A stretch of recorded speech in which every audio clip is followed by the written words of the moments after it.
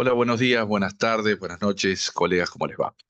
El día de hoy les iba a traer una pequeña grabación, un par de filmaciones de videos con videos y algún marco teórico de algo que estamos haciendo este año y creo que es una muy interesante estrategia, no solo de investigación, sino de manejo clínico con los pacientes, con los niños, pero creo que es aplicado también a adultos, en ventilación mecánica que va un poco más allá de un lugar menos explorado desde el punto de vista clínico de investigación, que es medir indirectamente con los ventiladores convencionales que tenemos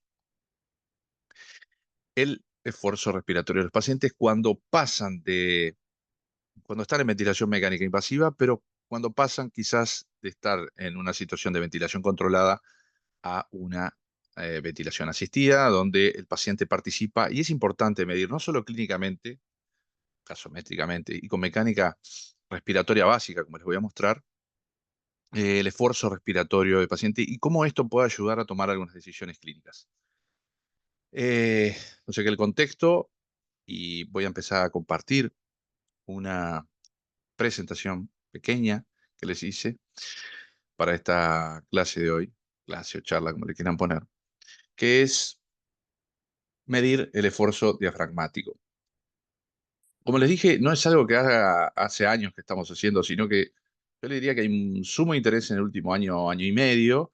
Lo he hablado y lo he estudiado con los colegas de Chile que siempre trabajamos, con Pablo Cruces, etcétera, de cómo medir el esfuerzo respiratorio, qué indicadores podemos tener para medir el esfuerzo respiratorio con los ventiladores convencionales.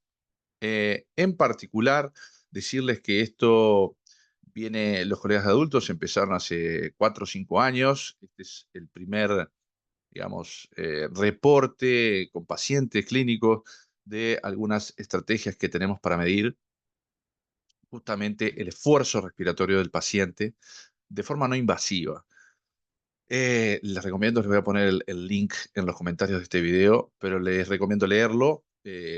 Hoy me voy a focalizar solo en uno, que es la presión generada luego de una medida de oclusión expiratoria, POC, pero el resto hay otros indicadores que están muy, muy en boga, pero creo que este es el más sencillo, o por lo menos el que me resultó más sencillo y más práctico a mí. ¿Qué es el POC? POC es la presión de oclusión que se genera, es la presión que se genera, que uno puede medir con los ventiladores, cualquier ventilador convencional. eh, es la diferencia de presión que se genera luego de una pausa expiratoria, una maniobra de oclusión expiratoria. Clásicamente, todos los interesados, pero en realidad creo que todos los clínicos están interiorizados, al menos, aunque no sea una práctica rutinaria, todas las unidades, pero que las mediciones de mecánica se pueden realizar en condiciones estáticas, con el paciente en ventilación controlada, curarizados, las mediciones de meseta y las mediciones de PIP total con oclusión inspiratoria a la mínima, la primera, perdón, y la segunda con oclusiones expiratorias. Pero ¿qué pasa cuando el paciente ya está en una ventilación asistida controlada? El paciente está participando y se le suma a la presión positiva que nosotros le damos la presión negativa que genera el paciente. Y el responsable principal es el diafragma. Y ustedes saben que últimamente cada vez más estamos tratando de ver qué sucede con el diafragma y cómo podemos proteger al principal músculo respiratorio. En el gráfico a la izquierda ustedes van a ver luego una oclusión expiratoria, una OFE, y entre paréntesis, cada uno va a tener que ir a ver los detalles de cada aparato. Yo le voy a mostrar y declaro que no tengo ningún conflicto de interés, el que tenemos en nuestra unidad. Tenemos 2 o 3 ventiladores distintos, pero este es el que más se usa, es un ventilador de fabricación argentina, o sea, en el Río de la Plata es muy utilizado, la marca es Neumoven, pero que específicamente uno tiene que hacer manual las maniobras de oclusión inspiratorias y expiratorias. En las maniobras de oclusión expiratoria, no en todos los ventiladores son manuales, o sea, uno tiene que hacer clic, como van a ver en el video que grabamos, sino que algunas las tienen automatizadas.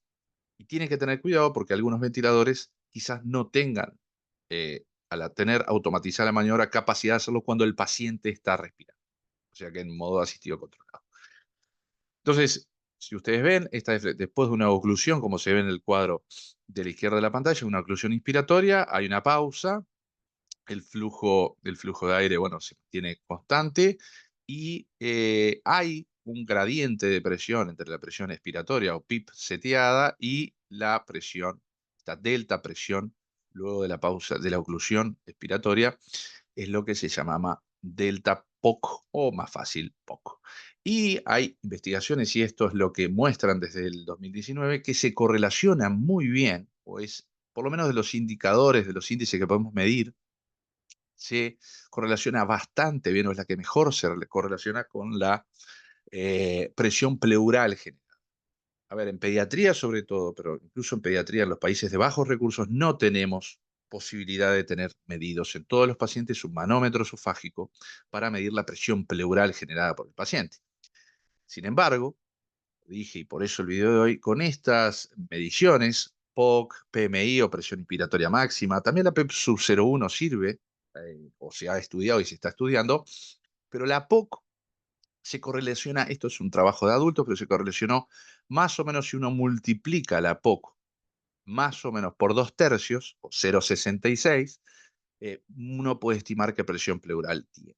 Igual, segundo mensaje de este video, no quiero que se queden con números fijos, sino que me parece que lo más interesante de ver esto es dinámicamente en el paciente, tanto en, siempre tiene que estar en sistema controlado, o es para estos momentos que se utiliza el POC, o sea, el paciente tiene que tener esfuerzo o monitorizar si lo tiene, que lo queremos, podemos medirlos así, pero saber que el que más se correlaciona, que ahora les voy a mostrar el trabajo en niños más importante de la fecha, es el POC y se correlaciona con la presión pleural generada por los pacientes. ¿Qué interpretación? O sea, obviamente esta deflexión negativa la que la genera es la fuerza muscular diafragmática. ¿Cuántos son los valores esperados? Bueno, depende de la situación clínica.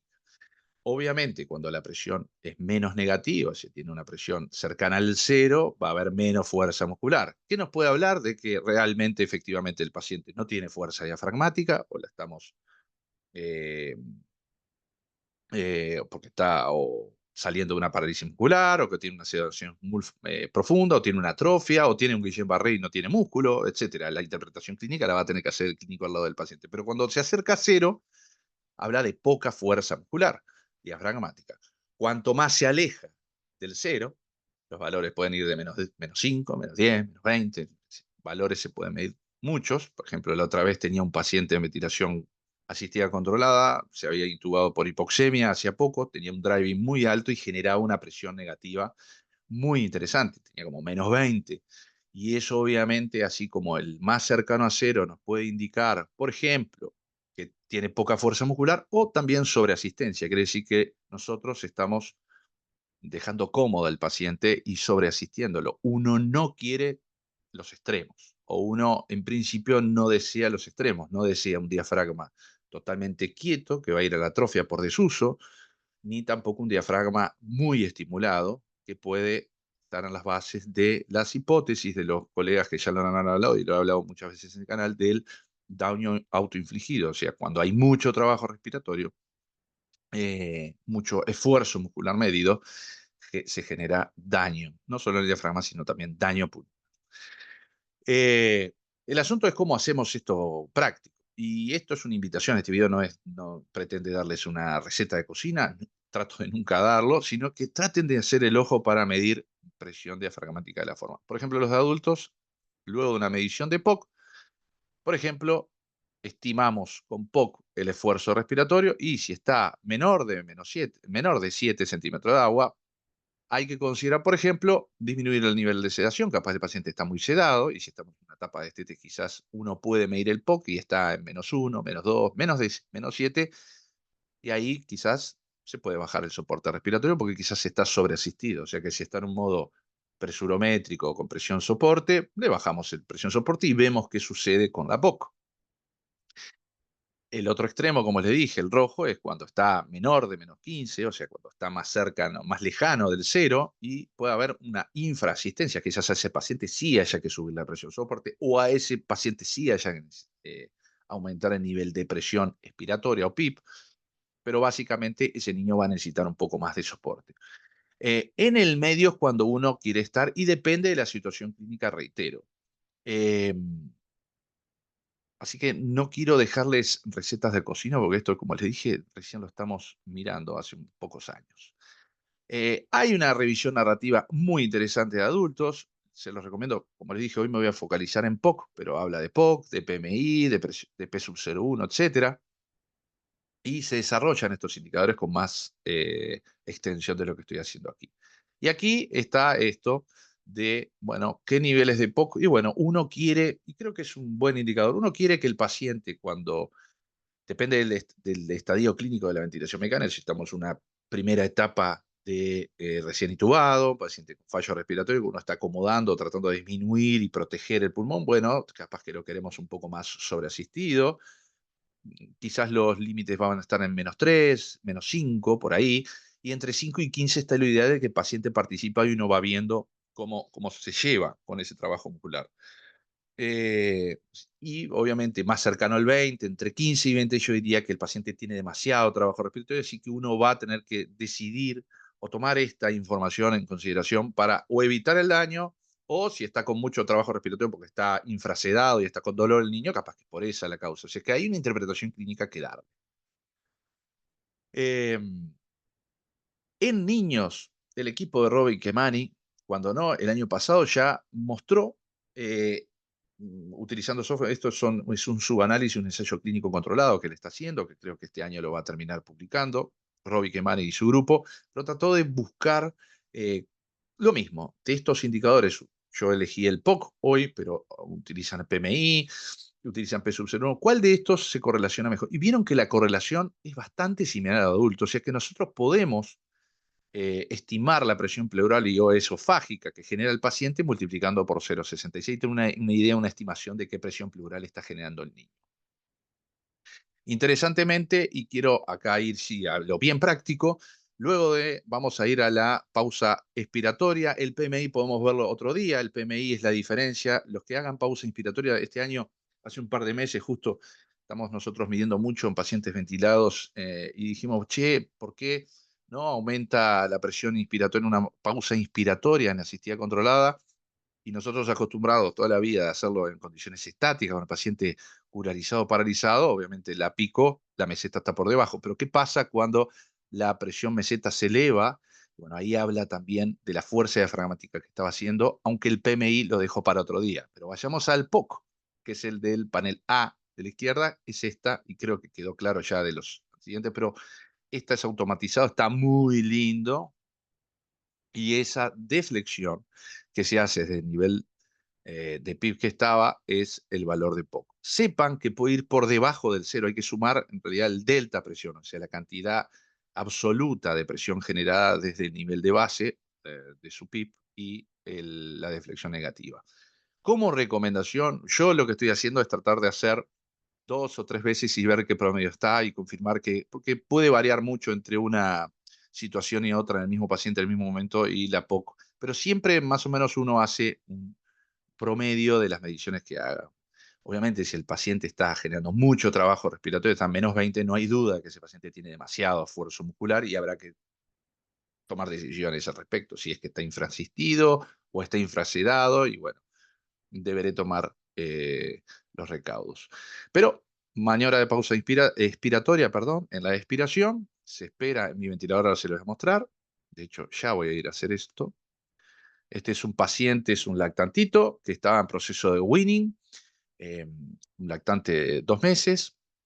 Ahí estaba en una asistida controlada, demasiada asistida, ¿no? 40 respiraciones, pero recién había empezado el proceso de retiro de sedación y le aplicamos, y quería mostrarles como en este ventilador, ahí en el panel de control debajo, las pausas expiratorias e inspiratorias tienen que coincidir, el clínico tiene que esperar a la expiración para ir a medirlo, es un poco lo que les voy a mostrar en este video.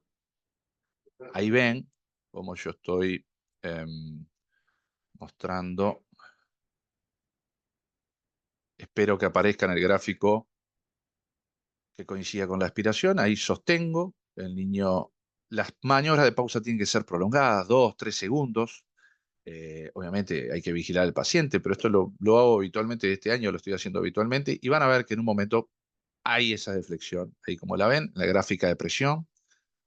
En este ventilador uno frisa la pantalla, luego va a ir al panel de mecánica respiratoria. Yo elijo el de P sub 0,1 porque me permite cambiar y calibrar la gráfica para medirlo con mayor seguridad, pero ustedes ven que un nivel de 6, alrededor de 6 que estaba, la deflexión negativa siguiente. Hay una positiva seguramente porque el paciente tosió o estuvo tosiendo, pero hice una pausa expiratoria y mido gráficamente. Ahí estaba desde un nivel basal más o menos, ahí 6 centímetros. Vieron que ahí cambié la escala del ventilador, 6 centímetros y 4, 5, 6, y aproximadamente estaba haciendo 7 centímetros de agua. Lo cual para el correlato clínico a nosotros nos servía, que el niño estábamos viendo que el diafragma del niño estaba ejercitándose y el niño estaba respirando,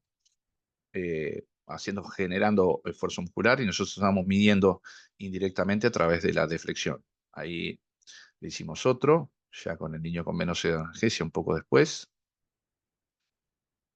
y van a ver cómo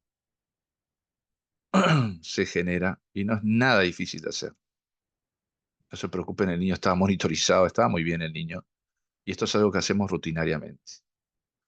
Frizamos la pantalla, tendrán que aprender en su ventilador cómo pueden ir para ver y calibrar bien y medir más o menos en cuánto estaba. Esto fue un rato después. Y otra vez, más o menos la presión generada estaba alrededor de los 6, 7 centímetros de agua. Lo cual para un momento de este estaba muy bien. El niño se estaba ejercitando, podía hacer fuerza muscular y nosotros monitorizarla de esta forma. ¿Sí? Voy a pasar, voy a ver, yo no quiero, les voy a mostrar el mismo niño en otro momento. Tenía obviamente algunas asincronías, pero estaba ya respirando mucho más. Y ahí enseguida una maniobra de pausa, un par de flexiones, me sirvió mucho para ver qué promedio tenía, un par de flexiones, un par de pop, y fuimos a medir de misma forma, cambiando la escala de la presión de base, y teníamos una lectura. Este niño, estábamos haciendo Winnie, le hicimos una prueba de espontánea, le bajamos como 3 o 4 puntos de la presión encima de la PIP, e interesantemente, esa POC que estaba en 6 centímetros, con los 4 o 5 centímetros de agua que le disminuimos del ventilador, él lo suplió, o sea, él generó esos 4 o 5 centímetros. O sea, que el niño, pudimos ver clínicamente que el niño era capaz, o su diafragma, de sustituir el trabajo respiratorio sin ningún tipo de disconfort que le habíamos retirado. Otro caso clínico que les quería mostrar era otro paciente más grande, neuroinjuriado, paciente que estaba en ventilación asistida controlada, pero teníamos la duda de que realmente el niño tenía pocas espontáneas y queríamos evaluar qué trabajo respiratorio estaba haciendo su diafragma. Estaba en ventilación volumétrica, misma situación, mismo ventilador. Hicimos una pausa expiratoria, OFE, para tratar de medir fuerza diafragmática. ¿Sí? Ahí ven que tengo que coincidir. Dejamos la oclusión, ahí estaba la presión, y realmente 2, 3 centímetros y el niño no tenía ningún tipo de esfuerzo muscular. Y creo que en este tipo de pacientes es muy útil. Si tiene algún paciente con Guillain-Barré, ventilado, voy a dejar de compartir aquí, ventilado, que están tratando de ver qué esfuerzo muscular, este es un indicador más. Como les digo, en general, pasando visita y como tratamos de discutir y ir agarrando curva de aprendizaje con todas estas mediciones, no hay valores estáticos, es según los criterios clínicos, no hay una receta de cocina. Este es solo un indicador más de esfuerzo muscular, para mí muy útil, muy de la cama del enfermo, que tiene que ayudarnos a razonar y tratar de armar el puzzle, por ejemplo, en una situación de este. Otro caso clínico que tuve hace un mes, por ejemplo, niño, como les dije, muy intubado, con un poco de acidosis metabólica, recién intubado, perdón, primeras horas de ventilación mecánica, medí el POC, el paciente tenía un esfuerzo muscular de -20, era excesivo, y obviamente no queríamos, no íbamos a estubarlo enseguida, pero bueno, optamos por ir a una parálisis neuromuscular, pseudoanalgesia profunda, acomodar la acidosis, lo acomodamos, mejoró la hipoxemia, subimos un poquito el pH y a las 4 o 5 horas, después de una simple dosis de atracurio, volvimos a medir POC y tenía ya -7, -8, que era una situación de esfuerzo muscular que era lo deseable, con el niño oxigenando bien, con un pH ya normal y el niño participando en presión soporte estaba en ese momento. En resumidas cuentas, Es un video explicativo de cómo yo uso POC, cómo tratamos de aprender de medir esto con los niños y cómo lo estamos utilizando a cabecera del enfermo. Es un método no invasivo que no tiene prácticamente ningún tipo de complicación. Es una medida más del arsenal clínico que nosotros utilizamos. Estos niños realmente estaban siendo cuidados por los médicos de guardia, nosotros, y es más o menos como tratamos de encararlo a través del mejor entendimiento de estos recursos que siempre estuvieron ahí, pero que quizás no usábamos tanto. Los invito a empezar a medir, a empezar a razonar, ¿no? Cómo actuar. Como regla general, yo diría que, acuérdense, cuanto más cerca del cero y menos POC, menos fuerza muscular y por ende puede indicarnos o que realmente tiene problemas diafragmáticos el niño, en el sentido de que puede estar atrófico, puede estar funcionando mal, puede estar hasta paralizado o disfuncionante, o también puede marcar sobreasistencia. Quizás el niño hay que bajar la asistencia respiratoria y no necesita tanto. El niño y el adulto, en realidad, nosotros si nos ventilan absolutamente y queremos descansar, no vamos a hacer más fuerza muscular.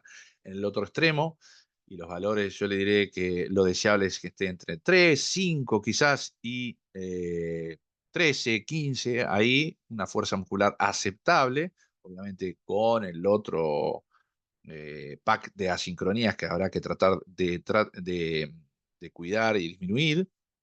Y el otro extremo es cuando la presión de oclusión, la POC, es muy, muy negativa, más de 15, llegando a 20, y obviamente algo van a tener que hacer para que ese diafragma no esté así de exigido. Esa es la idea del video de hoy. Espero volver un poco más adelante con mayor entendimiento de esto. Espero que les sirva para empezar a utilizarlo. Vieron que es muy sencillo de utilizar a la cama del enfermo. No tiene contraindicaciones, en realidad. Y bueno, seguramente en próximo tiempo tengamos novedades de más investigación clínica, de más, sobre todo curva de aprendizaje de todos los equipos asistenciales, así que estoy abierto a cualquier intercambio. Me dejan abajo en los comentarios, por favor, críticas, todo eso sirve. Si pueden darle un like a este video, compartirlo mejor, así se aumenta la cantidad de gente que participe en la conversación. Y bueno, será hasta el próximo video. Chau, chau.